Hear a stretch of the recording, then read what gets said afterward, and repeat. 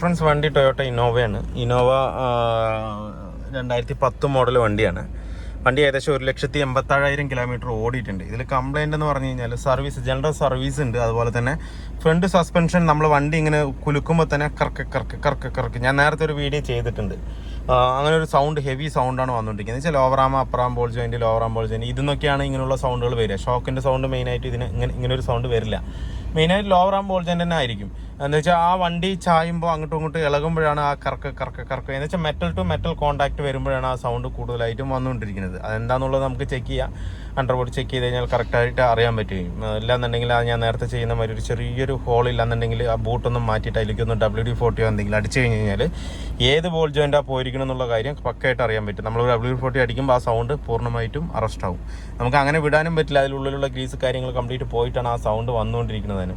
അപ്പോൾ എന്തായാലും നമുക്ക് നോക്കാം എന്താ കംപ്ലൈൻറ്റ്. ഒന്ന് ഓടിച്ച് നോക്കാം. ഓടിച്ചിട്ടില്ല ഞാൻ, വണ്ടി ഇപ്പോൾ വന്നിട്ട് നമ്മളൊന്ന് ഷേക്ക് ചെയ്ത് നോക്കുമ്പോൾ തന്നെ സൗണ്ട് ഹെവി ആയിട്ട് കിട്ടുന്നുണ്ട്. വണ്ടി ഒന്ന് ഓടിച്ച് നോക്കാം നമുക്ക്. റഫ് റോട്ടിലേക്ക് കയറ്റി ഓടിക്കുമ്പോൾ അത്ര വലിയ സൗണ്ടൊന്നും ആയിട്ട് ഇതിനകത്ത് ഫീൽ ചെയ്യുന്നില്ല. ഇന്നോവ പൊതുവെ നമുക്ക് സസ്പെൻഷൻ പോയാലും സൗണ്ട് അങ്ങനെ പ്രത്യേകിച്ച് കടപെടാന്നുള്ള സൗണ്ടൊന്നും ഇതിനകത്ത് വരില്ല. എത്രത്തോളം പോയിട്ടുണ്ടെങ്കിൽ അത് സൗണ്ടായിട്ട് നമുക്ക് കിട്ടില്ല. അത് നമ്മൾ എന്തായാലും സർവീസ് ചെയ്യുമ്പോൾ പൊക്കി നോക്കി അതൊക്കെ ഷേക്ക് ചെയ്ത് നോക്കുമ്പോഴാണ് അതിൻ്റെ സൗണ്ടും കാര്യങ്ങളൊക്കെ കറക്റ്റായിട്ട് പക്കയായിട്ട് അറിയാം. അല്ലാതെ ഈ കട്ട് റൂട്ടിൽ പോകുമ്പോൾ കടാപൂടാ എന്നുള്ളൊരു സൗണ്ട് നമുക്ക് മാരുതിക്കും മറ്റുള്ള വണ്ടികൾക്കൊക്കെ വരുന്നത് പോലെയൊന്നും ഇന്നോവയ്ക്ക് സൗണ്ട് നമുക്ക് കിട്ടില്ല. പിന്നെയും കോളിസിനൊക്കെ സൗണ്ട് അറിയും. ലോവറാൻ പോയാലും അതുപോലെ കാലിപ്പറിൻ്റെ പിന്നെ ബ്രേക്ക് പാഡൊക്കെ ജെന്യൂൻ അല്ലെങ്കിൽ അങ്ങനെയൊക്കെ വരുമ്പോഴൊക്കെ കടപട എന്ന സൗണ്ടൊക്കെ ഉണ്ടാകും. പക്ഷേ ഈ ഒരു ഇന്നോവയ്ക്ക് അങ്ങനെ ഒരു കംപ്ലൈൻറ്റ് നമുക്ക് കിട്ടില്ല. ഓടിച്ചിട്ട് കണ്ടുപിടിക്കാൻ ഇത്തിരി ബുദ്ധിമുട്ടായിരിക്കും. പിന്നെ ഇങ്ങനെയുള്ള കറക്കുന്നുള്ള സൗണ്ടൊക്കെ കേട്ട് കഴിഞ്ഞാൽ നമുക്ക് അത്യാവശ്യം മനസ്സിലാക്കാൻ പറ്റും. ബാക്കിയുള്ളതൊന്നും നമുക്ക് അറിയില്ല. കട്ട് ബുഷ് പോയാലും ഏത് ബുഷ് പോയാലും ഒരടി നമുക്ക് ഇതിനകത്ത് ഫീൽ ചെയ്യില്ല. നോർമലായിട്ട് പോകുന്ന മാതിരി തന്നെ പോകും. പിന്നെ ബാക്കിൽ ഇലക്ട്രോഡ് ബുഷൊക്കെ പോയി കഴിഞ്ഞ് കഴിഞ്ഞാൽ ചില വീഡിയോയിൽ ഞാൻ പറഞ്ഞിട്ടുണ്ട്, വണ്ടി ഇങ്ങനെ ബാക്ക് താറാക്കോഴി നടക്കുന്ന പോലെ അങ്ങ് പോകും. അങ്ങനെയൊക്കെ ആണെന്നുണ്ടെങ്കിൽ അങ്ങനെയുള്ളൊരു കംപ്ലൈൻറ്റുകൾ മാത്രമേ അറിയുള്ളൂ ഇതിനകത്ത്. അല്ലാതെ സൗണ്ട് പരമായിട്ടുള്ളൊരു കംപ്ലൈൻ്റ് ഒന്നും ഇതിനകത്ത് പെട്ടെന്ന് തന്നെ കിട്ടില്ല.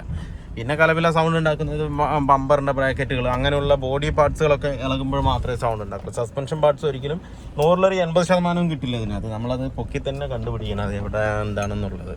ഇതിൻ്റെ മെയിനായിട്ട് ലോവറാമിൻ്റെ ആ ഒരു സൗണ്ട് മാത്രമേ ഉള്ളൂ. ഇനിയിപ്പോൾ പോയതാണോ ഷെയ്ക്കാണോ അതിനുള്ളിൽ ഗ്രീസ് പോയിട്ടാണോ എന്നുള്ളത് നമുക്ക് ഇനി നോക്കുക തന്നെ വേണം. ബാക്കി ഓടിക്കുമ്പോൾ യാതൊരുവിധ ബുദ്ധിമുട്ടും ഇതിനകത്ത് ഇല്ല. ഇപ്പോൾ പിന്നുള്ള പ്രയാസം എന്ന് പറഞ്ഞു കഴിഞ്ഞാൽ ക്ലച്ച് കുറച്ച് താഴെയാണ് നിൽക്കുന്നത്, പെഡൽ കുറച്ച് കുറവാണ്. ഒന്ന് വെച്ചാൽ ഗിയർ ചെറുതായിട്ടൊരു ടൈറ്റ് ഫീൽ ചെയ്യുന്നുണ്ട്. നമ്മൾ ഫസ്റ്റ് ഗിയർ ഇടുമ്പോൾ ഒരു ടൈറ്റ് ഫീൽ ചെയ്തിട്ടാണ് പിടിച്ചിട്ടാണ് ഗിയർ വീഴുന്നത്. നമുക്കൊന്ന് ക്ലച്ചൊന്ന് ബ്ലീഡ് ചെയ്ത് കൊടുക്കണം അതിനകത്ത്. അത് മാത്രമേ ഉള്ളൂ. അപ്പോൾ എന്തായാലും നമുക്ക് ഗ്യാരേജിൽ പോയിട്ട് ബാക്കിയുള്ള കാര്യങ്ങൾ ഇതിനകത്ത് നോക്കാം. ഇതാണോ അയക്കാം. ഇതാണ് സൗണ്ട്, ഹെവി ആയിട്ട് സൗണ്ട് ഉണ്ട്. ഇളക്ക്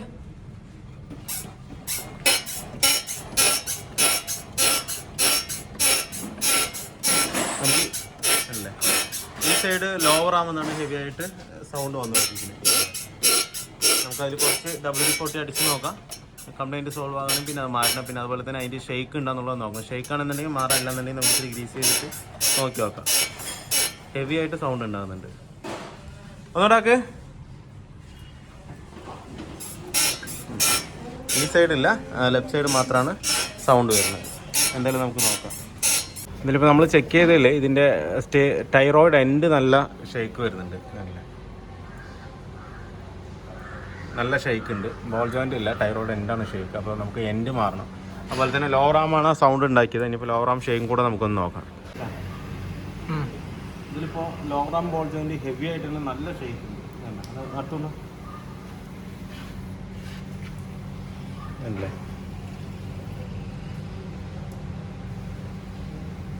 നല്ല ഷെയ്ക്ക് ഉണ്ട് ഇത്. അപ്പോൾ നമുക്ക് ലോവറാം ബോൾ ജോയിൻ്റ് എന്തായാലും മാറണം, ടൈറോയിഡ് എൻഡ് മാറണം. ഈ സൈഡും കൂടെ നമുക്കൊന്ന് നോക്കിയോ. ഈ സൈഡും ഷെയ്ക്ക് തന്നെയാണ് അല്ലേ?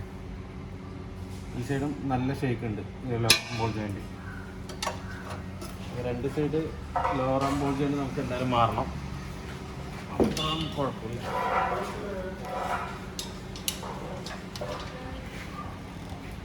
ലോവറാമിൻ്റെ ബുസ്റ്റിറ്റും ഡാമേജ് ഉണ്ട്. എന്തായാലും നമുക്ക് രണ്ട് ലോവറാമിൻ്റെ ബുസ്റ്റിറ്റും കംപ്ലീറ്റ് ആയിട്ട് പൊട്ടി നിൽക്കണം അതിൻ്റെ ഉള്ളിൽ. അതുപോലെ ലോവറാം ബോൾ ജോയിൻറ്റും ബോൾ ജോയിൻറ്റ് നോക്കണം. എന്താ വെച്ച് കഴിഞ്ഞാൽ അപ്പറാം ബോൾ ജോയിൻറ്റ് ഇങ്ങനെ ഷെയ്ക്ക് കിട്ടില്ല. ഇനിയിപ്പോൾ എന്തായാലും ലോവറാം അഴിക്കുമ്പോൾ നമുക്ക് അപ്പറാം കൂടെ അഴിച്ചിട്ട് നോക്കാം. അപ്പോൾ ലോവറാമിൻ്റെ ബുസ്റ്റിറ്റ് മാറണമെന്നുണ്ടെങ്കിൽ ഏകദേശം 3000 രൂപ റേഞ്ച് വരുന്നുണ്ട് ബിസ്ക്കറ്റിന് മാത്രം. ലോറാം ബോൾ ജോയിൻറ്റിന് ഒരെണ്ണത്തിന് 1200 രൂപ 1200 രൂപ ഒരെണ്ണത്തിന് വരും. അതായത് നമ്മൾ ഓയി ആണെന്നുണ്ടെങ്കിൽ 3200 വരുന്നുണ്ട് ഒരു ലോറാം ബോൾ ജോയിൻറ്റ്. എന്തായാലും നമുക്കൊന്ന് ഫ്രണ്ടേജ് അഴിച്ച് കസ്റ്റമറുടെ അടുത്ത് പറഞ്ഞിട്ട് ഫ്രണ്ടേജ് അഴിച്ചൊന്ന് നോക്കാം.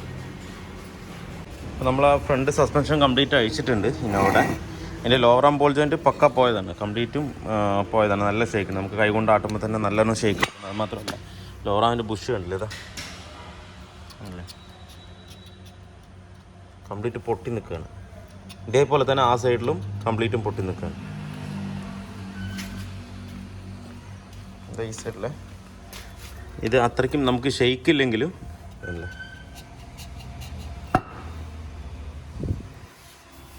നല്ല ക്രാക്ക് ഉണ്ട്. അതുപോലെ അപ്രാമിൻ്റെയും ക്രാക്കായി നിൽക്കുകയാണ്. കേട്ടോ എന്തായാലും നമുക്ക് മാറ്റാം. ഇതിലിപ്പോൾ നമുക്ക് ചേഞ്ച് ചെയ്യാനുള്ള സാധനം വന്നിരിക്കുന്നത് കിറ്റ് വന്നിട്ട് നമ്മൾ ഗബ്രിയലിൻ്റെ എന്ന് കൊടുക്കുന്ന പോലെ തന്നെ ഗബ്രിയലിനെയാണ് എടുത്തിരിക്കുന്നത്. 3004 രൂപ MRP വരുന്നുണ്ട്. ഗബ്രിയലിൻ്റെ കിറ്റാണ്. ഈ കിറ്റിൽ എല്ലാം ഉണ്ടാവും. ലോവറാമിൻ്റെ ബുഷ്, അപ്പറാമിൻ്റെ ബുഷ്, അതുപോലെ സ്റ്റെപ്പ് ലിങ്കിൻ്റെ ബുഷ് കിറ്റ്, കട്ട് ബുഷ് എല്ലാം അതിനകത്ത് തന്നെ നമുക്ക് വരും. ഇത് ഒരു കിറ്റായിട്ടാണ് വരുന്നത്. പിന്നെ അത് മാത്രമല്ല നമ്മൾ പിന്നെ ലോവറാം ബോൾ ജോയിൻ്റ്, അപ്പറാം ബോൾ ജോയിൻ്റ് ഒക്കെ എടുത്തിട്ടുണ്ട്. നമ്മൾ ഇതിപ്പോൾ ഇത് കണ്ടുകൊണ്ട് ഒറിജിനലാണെന്ന് വിചാരിക്കേണ്ട, അത് ഒറിജിനൽ അല്ല കേട്ടോ. ഒറിജിനൽ പോലെയാണ്, ഒറിജിനൽ മോഡലാണ്. അത് വെറുതെ ടൊയോട്ടയുടെ എംബ്ലം മാത്രമേ ഉള്ളൂ, ഒറിജിനൽ അല്ല. ഇത് ഒറിജിനലിന് 3000 രൂപ വില വരും. ഇത് 1000 രൂപ വിലയുള്ളൂ. ഇത് ഒറിജിനലല്ല, സാധാ ലോക്കലാണ്. ലോക്കൽ എന്ന് പറഞ്ഞു കഴിഞ്ഞാൽ ഇമ്പോർട്ടഡ് ഐറ്റം അല്ലേ. അപ്പറാം ബോൾ ജോയിൻറ്റ് 2 എണ്ണം, ലോവർ ആമിൻ്റെ ബോൾ ജോയിൻറ്റ് 2 എണ്ണം, പിന്നെ ടൈറോയുടെ എൻഡ് നമ്മൾ ലെഫ്റ്റ് സൈഡാണ് പോയി, പക്ഷേ 2 എൻഡും നമ്മൾ എടുത്തിട്ടുണ്ട്. ഒന്നും ഒറിജിനലല്ല, ടൊയോട്ടയുടെ എംബ്ലം മാത്രമേ ഉള്ളൂ, ഒറിജിനൽ മോഡലെന്ന് മാത്രം. അല്ലാതെ ഉള്ളിലിരിക്കുന്ന സാധനം ഒറിജിനലല്ല. ഓയി പോലെ തന്നെ കാണാം നമുക്ക്. അതുപോലെ ഒറിജിനൽ വരുന്നത് ഇതേ കളർ പാക്കിംഗ് ആയിരിക്കും, ബ്ലൂ കളർ പാക്കിംഗ് ആയിരിക്കും, അതേ മോഡലാണ് സാധനം, പക്ഷേ ഓയി അല്ല. പിന്നെ എയർ ഫിൽറ്റർ എടുത്തിട്ടുണ്ട്. എയർ ഫിൽറ്റർ മലയാളിയാണ് എടുത്തിരിക്കുന്നത്.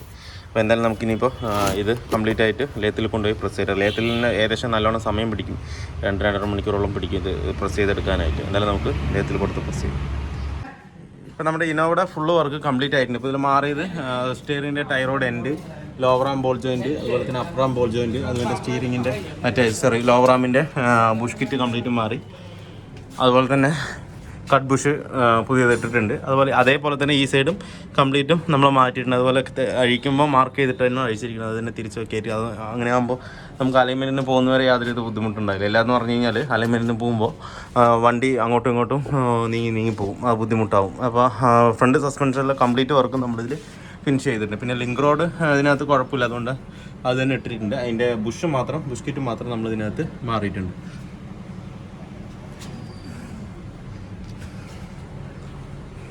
ഇപ്പോൾ വണ്ടി ഓടിച്ച് നോക്കിയാലും പക്ക ഓക്കെയാണ്. അതുപോലെ തന്നെ റഫ് റോഡിലും യാതൊരുവിധ സൗണ്ടോ കാര്യങ്ങളോ ഒന്നുമില്ല, പക്കയായിട്ട് തന്നെ റൺ ആവുന്നുണ്ട്. പിന്നെ ABSൻ്റെ അപ്പോൾ ഇന്നോവയുടെ വർക്ക് ഫുള്ളി കംപ്ലീറ്റ് ആയിട്ടുണ്ട്. ഇപ്പോൾ ഓടിച്ച് നോക്കി കുഴപ്പമൊന്നുമില്ല. ഇനിയിപ്പോൾ ചെയ്യാനുള്ളതെന്ന് വെച്ചാൽ അലൈൻമെൻറ്റ് മാത്രം ഇതിനകത്ത് ചെയ്യാനുണ്ട്.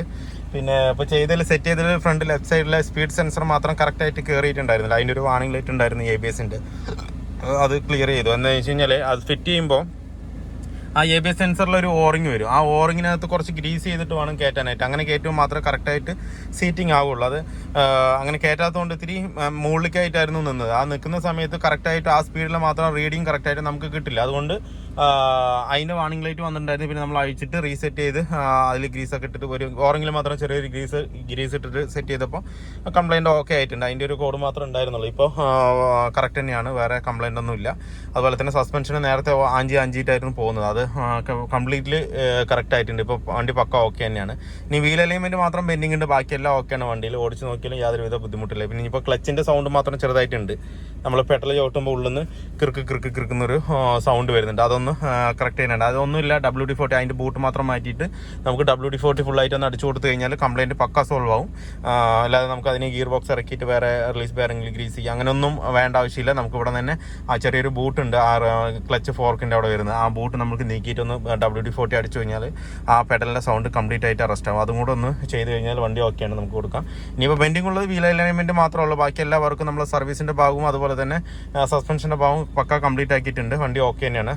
അപ്പോൾ വീഡിയോ എല്ലാവർക്കും ഇഷ്ടമായിരുന്നു, ലൈക്ക് ചെയ്യുക, ഷെയർ ചെയ്യുക, അതുപോലെ തന്നെ സബ്സ്ക്രൈബ് ചെയ്യാതെയാണ് വീഡിയോ കാണുന്നത്, നിങ്ങളൊന്ന് സബ്സ്ക്രൈബ് ചെയ്ത് സപ്പോർട്ട് ചെയ്യുക. അപ്പോൾ മറ്റൊരു വീഡിയോയിലേക്ക് കാണുന്നവരെ എല്ലാവർക്കും ബൈ.